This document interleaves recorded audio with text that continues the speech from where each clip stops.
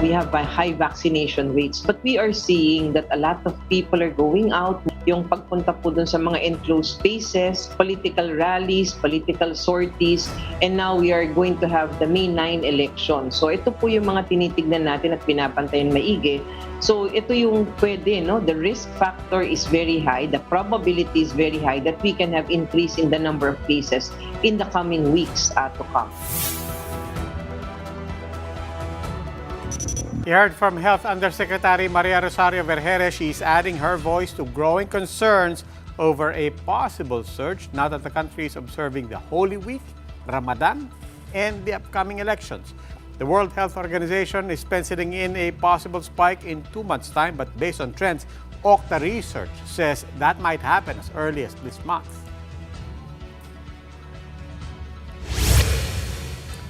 Time for today's biggest headlines. Ako po si Robe Alampa. You're watching The Big Story.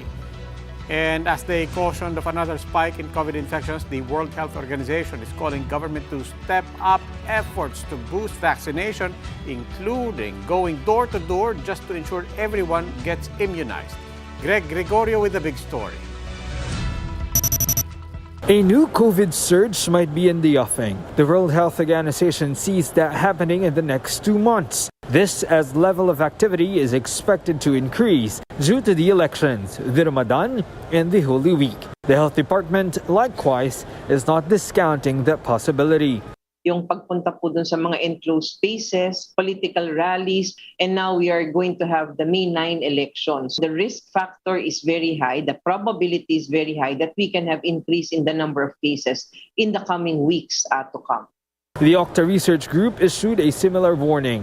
The think tank is monitoring an uptick in infections in northern Mindanao. Based on trends, Okta said a surge may happen sooner rather than later. Ito kasi sa atin, nabanggit natin na mga 3 months. Kung January tayo nagka-surge plus 3 months, so mga April, ngayon na. And nakita tayong uptick in some regions sa Pilipinas, especially siguro yung mga medyo mababa yung vaccine coverage. The WHO can't harp on this enough. Vaccination is key. They want government to step up efforts, including more targeted approaches like home vaccination. 66% of the population has been fully vaccinated, but booster take-up remains low. To improve those figures, health experts are mulling putting expiration dates on vaccination cards. Kasi sa ibang countries, may validity yung inyong back certificate. So, ang tinignan ko na yan, mayroong pinaka-maiksi ay 3 months, mayroong 5 months, may 6 months, may 7 months, may 9 months, ang pinakamahaba ay 1 year. So why? Kasi waning ang immunity. What is especially worrisome, said Dr. Nina Gloriani, is that cases in neighboring countries are spiking like Thailand and South Korea. This as they battle the spread of the BA2 variant. As for Omicron XE, detected in Thailand, the DOH said we have yet to report Omicron recombinants in the country, including the XE. For News 5, Greg Gregorio, we are One News. What might drive a surge in COVID-19 cases? That big question and more with Professor Guido David, a fellow of Okta Research. Professor David, welcome again to The Big Story. Hi, good evening, Robbie. Long time no see, so I see I'm back. We might have something looming on the horizon. Okay, long time no see, that's true. But also in the past, when we see surges, not just here, but also in other countries, India, Thailand, Indonesia, it's driven by religious festivals and election season. We're gonna have both. I mean, if we get this perfect storm, what do we mean by surge? Well, we might get the perfect storm, Robbie, and there are many a confluence of factors. Now, mentioned mo yung iba. So far, campaign sorties haven't caused a surge yet, and then we might have the religious gatherings, which may or may not add to the effect. And again, we're stressing that this is just a possibility. Pero one of the other factors is yung waning immunity natin. And this has been studied by other researchers all over the world. So after 3 months, nagsisimula nagkaroon ng waning immunity, decreasing antibody levels. So if our previous surge happened nung January, then if we count 3 months, that's around April. That's when magsisimula na magkaroon ng decreasing antibodies yung ibang tao. Not everyone, because not everyone has the same biological response, pero it's just possible na if enough people have waning immunity, baka magkaroon na naman ng increase in cases. It might not be, and it's most likely not going to be as bad as what we saw in January, but there could still be an increase in cases. Yeah, waning efficacy is one thing, and then not getting booster shots is another thing. I mean, government is challenged on that front as well, just trying to convince people that 2 doses is not enough. You are going to have a booster dose taken both together, waning efficacy and reluctance of people to get their booster shots. What does that all add up to? Yes, Robbie, and that's a good point kasi this possible surge, kaya nga sinasabi natin possible, it could be prevented if enough people get the boosters kasi the boosters will counter the waning efficacy of the vaccine. So, pag humihina na yung protection natin, if we get the booster, studies show na it could increase our protection by maybe double. So, it will double our protection against infection and against severe COVID. So, malaking matutulong yan. And of course, we still need to follow minimum public health standards to avoid this possible surge. So that's why we're saying possible. If we work together, we may be able to avoid this surge. Ngayon, that's barring a possible new variant of concern. We're already seeing a lot of new subvariants and recombinants. Na-mention kanina ni Greg sa report niya na yung XE, we're monitoring that closely because that, or maybe another one could be the next big threat to us. Okay, Professor David, maraming salamat po. That was Professor Guido David of Octa Research. While the country looks to prepare for another possible COVID-19 surge, the government is wrapping up vaccination drives so the booster shots don't go to waste. 27 million COVID-19 vaccine doses are set to expire in July. That's according to Presidential Advisor for Entrepreneurship, Joey Concepcion. The Health Department, for its part, is reporting that more than 3.7 million doses, or 1.54% of the total number of COVID-19 vaccines delivered to the Philippines, have gone to waste. DOH Secretary Francisco Duque III says 1.5% is far below the 10% indicative wastage rate set by the WHO. In total, there are about 65.8 million fully vaccinated Filipinos. That was as of March 30. Out of the 65.8 million, however, only 12 million have gotten their booster shots. Health experts are urging the public to get their third shot amid the highly crowded election-related activities and the waning immunity of vaccines. And these are the other big stories tonight.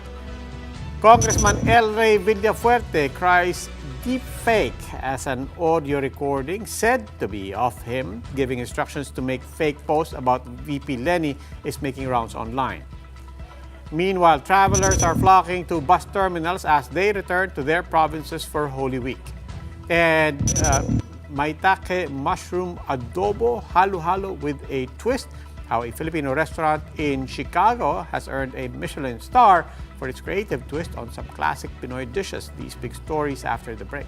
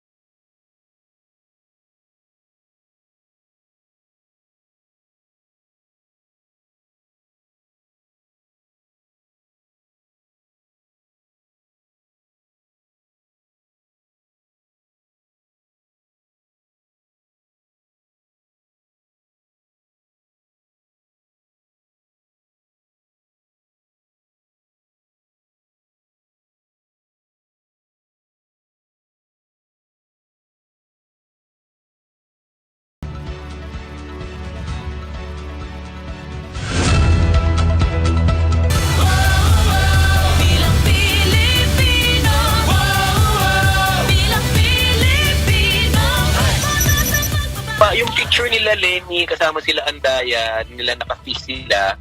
Gumawa ka, Leni, Robredo, mga kakampi, mga scammers sa Abaw. Gawin mo na agad, tapos yung please, yung pakiusap ko lang yung yung kay Renz para mapadala na yung pera. What you heard is now a viral audio recording of someone instructing someone else to manufacture an image of Vice President Leni Robredo and allies in the Bicol region supposedly doing the Duterte fist. The person giving the instruction is not yet verified, but there's a lot of speculation and accusations that it's supposed to be Camarines Sur Congressman El Rey Villafuetre. The audio was first posted on Reddit and it's been shared on other social media platforms, but Congressman Villafuetre is calling the audio recording a deep fake, and he's accusing his opponents of spreading fake audio recordings. Villafuetre says he plans to report the recording to the National Bureau of Investigation and has even offered a 5 million peso reward to anyone who can point him to the direction of whomever is behind this. You're still watching The Big Story. I'm Robbie Alampay. Presidential bet Vice President Leni Robredo is in vote-rich Pangasinan today for a grand campaign rally. For more details, we have mobile journalist Jacob Lazaro reporting live from Dagupan. Jacob, before we go to her activities in Pangasinan, what did Robredo say about this alleged audio recording of CamSur Congressman El Rey Villafuetre? Robbie, actually, the Vice President said they have heard the clip, but they have yet to confirm if the clip is indeed legitimate or fabricated. She added, however, that CamSur residents know her, and whatsoever moves to malign her will not prosper. Meanwhile, there are other reports circulating online that the Vice President's supporters here in Pangasinan were allegedly being harassed. They claimed that the Land Transportation Office were forcing buses privately hired to cancel their bookings. Otherwise, the LTO would have their license revoked. We tried to get a comment from the agency, but they have yet to respond. Unfortunately, this is not the first time that has happened to the Kakampigs. But Robredo said they will not let this dampen their spirits of their people's campaign. Aside from this, the opposition coalition One Sambayan, which backs the bid of Robredo, has announced the addition of Monsieur Del Rosario to their senatorial slate. This comes 2 weeks after Del Rosario shifted his support to the Vice President after former Chairman Ping Lacson parted ways with Partido Reforma. The coalition convener Antonio Carpio has also once again brought up the Marcoses' unpaid multi-billion pesos estate taxes. He said that the presidential bet Ferdinand Marcos Jr. should first pay the taxes before even asking one Filipino vote.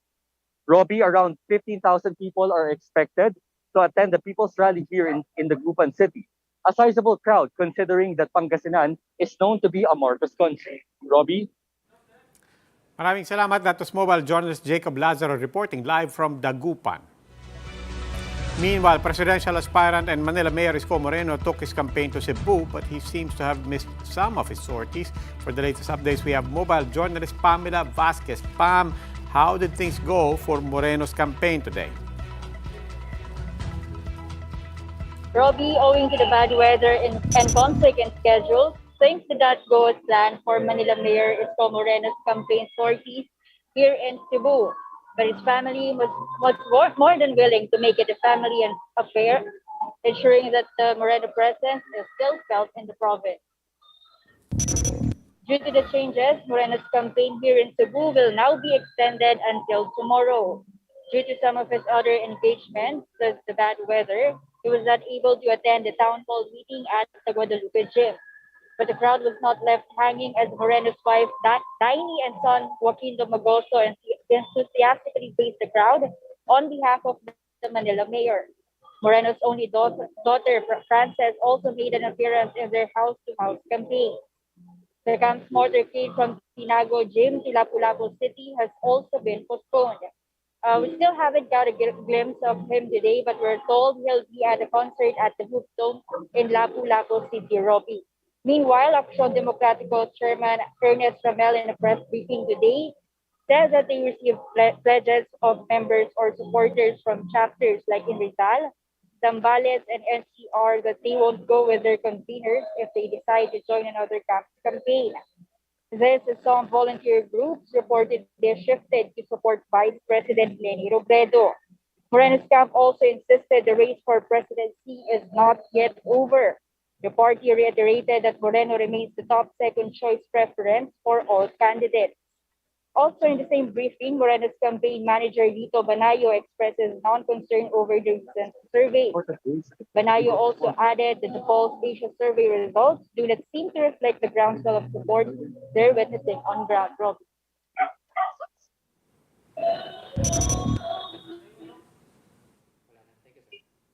Maraming salamat, Pamela Vasquez.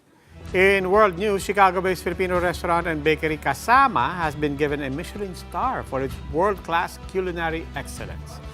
Husband and wife chefs Tim Flores and Jeannie Kwon put up Kasama in Chicago with a goal to serve contemporary Filipino dishes and pastries. The two chefs have been managing Kasama for 2 years now, and they were given the Michelin star for maintaining a high level of quality and creativity in fine dining. Some of the dishes mentioned by the Michelin star were Kasama's maitake mushroom adobo with mussel emulsion, pancit with thin squid ink noodles, shaved serrano ham, and Kwon's version of the dessert halo-halo with Asian pear granita and pandan ice cream. Time for another quick break. More of the big stories when we return.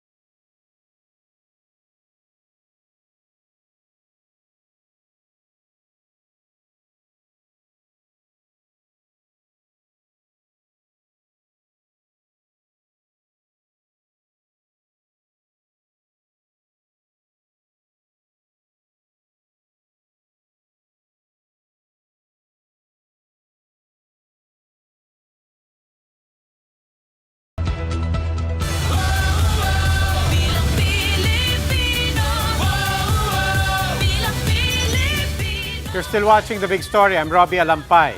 Presidential aspirant Ferdinand Marcos Jr. Continued his campaign around Samar despite inclement weather. Let's get more updates on this. We have with us mobile journalist Julie Baiza, who's reporting to us via phone from Tacloban City. Julie, how was the atmosphere during the Uniteam's grand rally in Borlongan? Robbie, despite the rains brought by the low-pressure area in the country, supporters of Ferdinand Marcos Jr. and the rest of the Uniteam continued to stay and cheer at Borongan Plaza. Marcos Jr. first attended the rally at the University of Eastern Philippines Grandstand in Catarman in northern Samar, where he was welcomed by his rain-soaked supporters. After campaigning in northern Samar, Marcos, together with several senatorial candidates running under the Uniteam slate, then went to Borongan City in Eastern Samar. Noticeably missing from the Grand Rally, however, is Marcos Jr.'s running mate, Davao City Mayor Sara Duterte. As explained before, the Marcos Duterte tandem decided to split up during their grand rallies to cover more ground in the country. Another thing to note is that there were no mayors present during the grand rally. This, as several mayors in the province have already endorsed Vice President Leni Robredo. During his speech, Marcos is still centered on unity. He also vowed to strengthen agriculture, along with the continuation of the Build program and the digital infrastructure. Recall that in 2016 vice presidential race, Marcos Jr. lost to Leni Robredo in the province by almost 40,000 votes, where she was also endorsed by Eastern Samar Governor Ben Ebardone, including 20 out of 23 mayors in the province. Robbie, BBM will be in Leyte province tomorrow for grand rallies in Baybay Convention Center, City Plaza in Ormoc City, and Tacloban City. Meanwhile, Mayor Sara Duterte is expected to attend campaign events in Tarlac, Pangasinan, and Cavite tomorrow. Robbie? Maraming salamat. That was mobile journalist Julie Baiza reporting to us live from Eastern Samar. And just a few days before Holy Week, bus terminals are recording foot traffic nearly close to pre-pandemic levels. For updates, Shaila Francisco joins us again over the phone from Parañaque. Shaila, kamusta dyan? Robbie, the Parañaque Integrated Terminal Exchange is now jam-packed with commuters. This as they try to make a last-minute trip ahead of the Holy Week next week. Clients are long at the ticketing booth going to Bicol and Camarines Norte this evening, while some are rushing to secure last-minute tickets. At the waiting areas, seats are filled, which is why some have no choice but to stand and wait on the side. Some passengers that we talked to thought that they were being wise when they went here ahead of the weekend, but were surprised still due to the high volume of passengers. Most of them, of course, wanted to avoid the rush next week. Passenger volume here at Ticket is expected to go up as high as 120,000 daily, starting this weekend from just 81,000 to 100,000 in the first week of April. Some passengers also want to maximize their vacation since it will be their first time coming home since the pandemic. And since ticket prices are unchanged from 200 pesos to 1,000 pesos depending on the destination, many are choosing to travel by land rather than book flights. For Smart PTEX management says it is ready for the surge in passengers. To ensure safety, PTEX along with Videa conducted drug tests among 200 drivers earlier. PTEX management is also adding some 2,000 buses to meet the demand. Robbie, as of now, there are still remaining trips in Naga, Camarines Sur, and Baguio City. Also, just to remind our viewers, the vaccine cards may not be required upon entry here, but the management is encouraging commuters to still bring it with them and to check beforehand the travel requirements of their destination. Robbie? Maraming salamat, Shaila Francisco.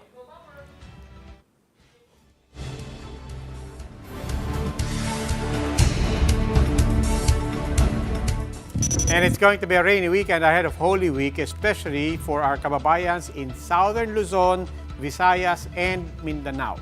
As of 3 p.m. today, a low-pressure area was located 185 kilometers east-northeast of Surigao City and Surigao del Norte. Pag-asa says current low-pressure areas may still develop into a tropical depression.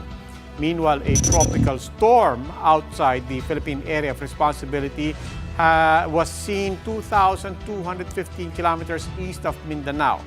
Tropical storm Malakas has gained maximum sustained winds at 75 kilometers per hour, gusts of up to 90 kilometers per hour, and it's moving west-northwards.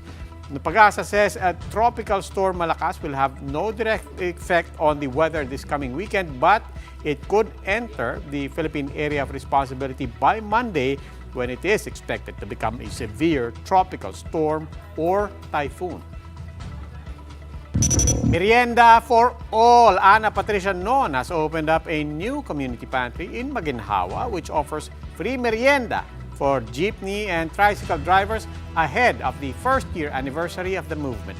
In a Facebook post, Patricia invited delivery couriers and drivers of jeepneys and tricycles to the pantry along Maginhawa Street in Quezon City. She's also urging others with extra snacks to drop by and contribute Netizens could not help but comment and thank Patricia Noon for continuing the community pantry movement. Patricia first started the Maginhawa Community Pantry April last year to help those in need as pandemic restrictions were imposed. It soon made waves and inspired others to do the same across the Philippines. And that wraps up today's big story. Catch us again tomorrow at 8 p.m. on Signal Channels 8 and 250. Please like our Facebook page, One News. For more in-depth analysis, visit our webpage, onenews.ph. Mask on, wash hands, and stay safe, Philippines. On behalf of Gretchen Ho, I'm Robbie Alampay. We are One News.